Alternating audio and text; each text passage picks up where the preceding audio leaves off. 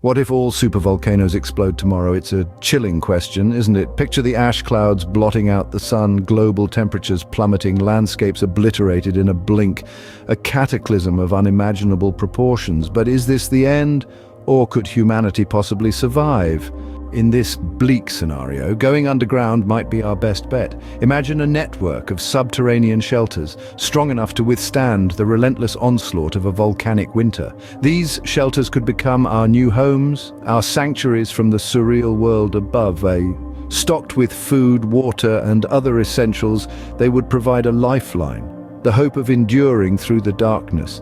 Living underground might seem extreme, but in the face of an apocalypse, it could be our key to survival. With the world above ground in chaos, food would become a priceless commodity. It's not just about having enough to eat, but about having the right foods stored and preserved to last. Prolonged harsh conditions would make growing food a challenge. Thus, canning, freeze-drying, and dehydrating food are vital techniques to master. They can extend the life of food for years and even decades. Nutrient-packed, ready-to-eat meals in a can or pouch could become the new normal. In a world without supermarkets, food storage could be the difference between life and death. Surviving the initial disaster is one thing, but what about living in this new world?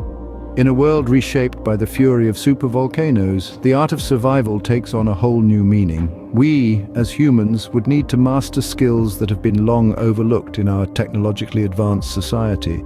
Learning to cultivate crops amidst a volcanic winter becomes a necessity, as does purifying water tainted by volcanic ash. Our creativity and ingenuity would be tested as we strive to develop new technologies that can withstand this harsh environment. We'd have to reimagine our world, re-engineer our lives, and reinvent our ways of living. Through all this, we would discover that our greatest asset isn't our technology, but our ability to adapt. In the face of such adversity, our ability to adapt could be our greatest strength.